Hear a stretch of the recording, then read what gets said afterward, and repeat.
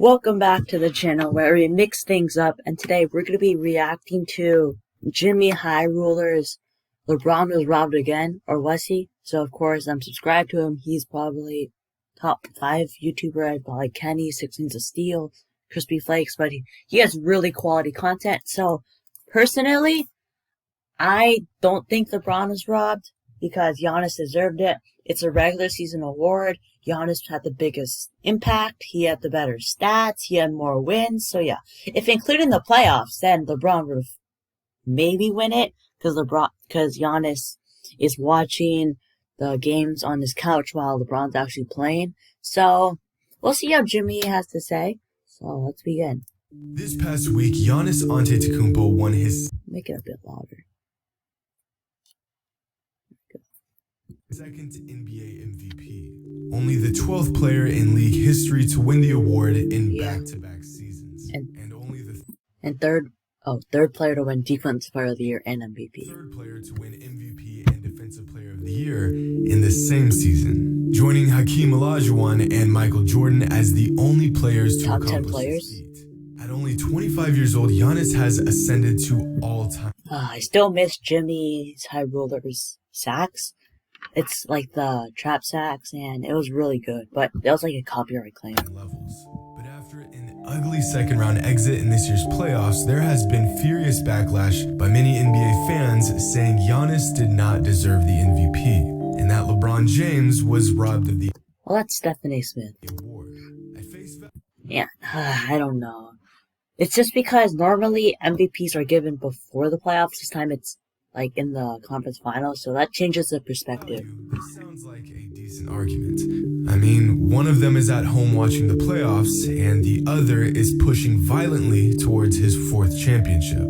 But how much truth is there to this bold claim? Was LeBron James really robbed of his 5th MVP, or was Giannis truly he wasn't. player in the NBA this season? Nasty.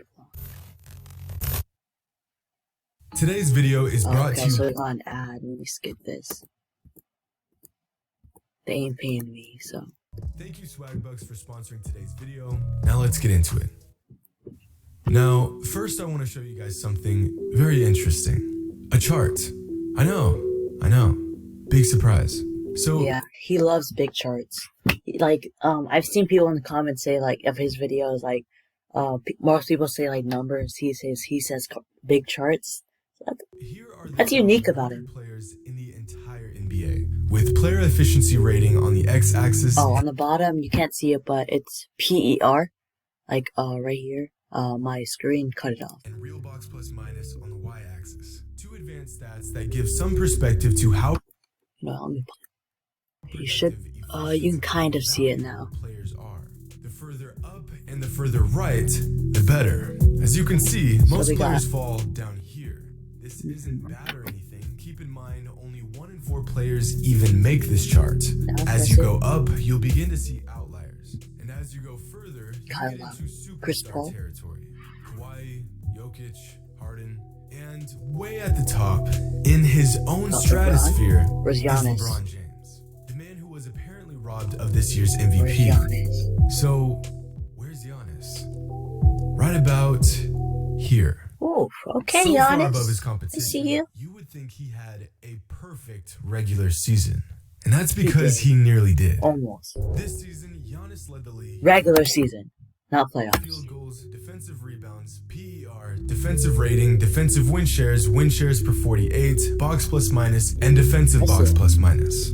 All of this while carrying the Bucks to the best record in the NBA. Well, not carrying, but leading them. And averaging 29, 14, and 6 again. The only other player to put up numbers like this in the last 35 seasons was a peak Shaquille O'Neal. Because Giannis's regular season was so good that rather than comparing him to other players this year, a more appropriate comparison would be to all-time historic seasons. Giannis finished the regular season with the 9th highest box plus minus of all time, the 8th highest defensive box plus minus of all time, and the highest... Wait, Nate McMillan's in the league? Oh, I never knew that. Okay. Player efficiency rating in the history of the NBA, beating Will Chamberlain's record that stood for nearly 60 years. Ooh, okay. For perspective, no other player in the entire entire league cracked any of these lists this season. So, what do LeBron's numbers look like compared to Giannis? Well, despite LeBron having an incredible 17th season, Giannis, points per game, so many stuff. blocks per game, true shooting percentage, and led his team to more wins. But we all know these numbers aren't great indicators of a player's impact. So what about some of the more advanced stats? Well, Giannis tops LeBron in just about every single one of those as well. His game isn't the prettiest. He doesn't have any true skill set to fall back on. That's why he lost to the Heat in the playoffs. MVP award, and I cannot stress this enough, is a regular season award. And in this year's regular season, Giannis was about as unstoppable as any player has ever been. We already know what he's going to do when his 7-foot frame comes barreling down the court, and yet no one was able to do anything about it. You try to stick him with a big man, and Giannis is way too quick and athletic to guard. You try to stick him with a smaller defender, we all know how that goes. The MVP award is given to the player with the best regular season, not the best player in the league. But the most common knock circulating about Giannis' second MVP is that he didn't show up when it mattered most in the playoffs, so he can't possibly be the most valuable player. And although there is some truth to this statement, this is simply not how the award works. NBA Talks on Instagram conducted an interesting experiment seeing who would have gotten the MVP if the award included the postseason. He looked at the last 20 seasons and replaced the actual MVP with who he felt would have gotten the award if their playoff performance was taken into consideration. With a few adjustments of my own, this is what that list looked like. Okay, so we got a lot of changes. Okay. Of the last 20 seasons, only 8 of the actual MVP winners would have won the award if it included the playoffs. 8. Wait. He messed up. It's actually 9 because Kobe there. Yeah, so it's 1, 2, 3, 4, 5, 6, 7, 8. Oh, alright. So it's actually 9. I just noticed that. For example, in the 2016-2017 regular season, Russell Westbrook won the MVP, and his team nearly got swept in the first round of the playoffs. In 2007, Dirk Nowitzki won league MVP and then got bounced out of the first round by an overachieving Warriors team. Now, do I agree with all of the MVP winners over the last 20 seasons? No. There are a few MVP awards that were given out strictly because of the narrative, and we all know how much the media loves a good narrative, but not this one. Giannis earned this MVP based off of merit, and believe it or not, value. So the main problem here is that fans view the regular season MVP as an award that covers both the regular season and the playoffs, when in reality, the playoffs are a different season altogether. This is why regular season stats and playoff stats are completely separated. This is why the voting for regular season awards is completed before the playoffs even begin. This is why there is literally an MVP award specifically for the playoffs. If you want to make the argument that the postseason should be factored in when voting for the MVP, bad flop drumming. well then that's a completely separate argument. At that point, you are changing the criteria for the award. And although I can see the argument, there is a reason why the regular season MVP award is completely separated from the playoffs. In some cases, the most valuable player can provide immense value to a team, but that doesn't necessarily translate to them being a top contender. In the 1987-1988 season, Michael Jordan racked up the highest win share total in modern NBA history of 21.2, which means MJ was single-handedly responsible for 43% of the Bulls' wins that season. He was by far the most valuable player that year, and he rightfully received the award. So what was the result for this historic season for Michael and his team? A second-round exit and a gentleman's sweep to the Detroit Pistons. Was Isaiah Thomas more valuable than Michael Jordan that season? The Lakers went on to win the championship. So was Magic Johnson more valuable than MJ that season? No, they weren't. Okay, interesting point there.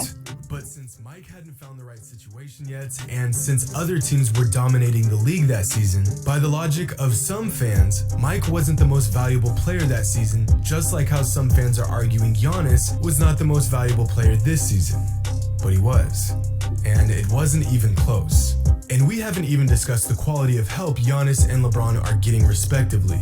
This season, both LeBron and Anthony Davis made first-team All-NBA, a feat that hasn't happened since Steve Nash and Amari Stoudemire did it back in 2007. But even more rare is the amount of times a player has won league MVP while playing with another first-team All-NBA teammate since the league expanded back in 1974. Here is the full list of duos to ever accomplish this feat. Let's see. Okay. Moses Malone, Julius Erving. That's it. That's the whole list. Okay, that's it. Only once in 46 years has a player won regular season MVP while playing alongside a Moses Malone is super underrated. first-team All-NBA teammate. So when you consider the numbers, the impact, the sheer dominance, the broken records, and the value, it becomes strikingly clear why Giannis won the MVP. To say that LeBron James was robbed would question the validity of nearly every regular season MVP ever won. This award does not care about the playoffs. It doesn't care about how pretty your game is or how deep your offensive bag is. Granted, it doesn't always go to the most deserving player. This season, the voters got it right. Giannis was far and away the most valuable player in the 2019-2020 NBA season, and his resume grows once again, now creeping towards levels only all-time greats have reached. Hope you all enjoyed, and as always, until next time. Okay. Good video from Jimmy. So my reaction is, I think Giannis did deserve it on the statistical and what's it called? Advanced numbers and the statistical numbers and the advanced numbers. They all point to Giannis. He has more wins. So yeah, I think LeBron, of course, had a really good season, but I think Giannis deserved it. So yeah, thank you for watching. If you like the content, make sure you subscribe to the channel and like the video. I'll leave the video link in the description, and just give us a love. See you all next time.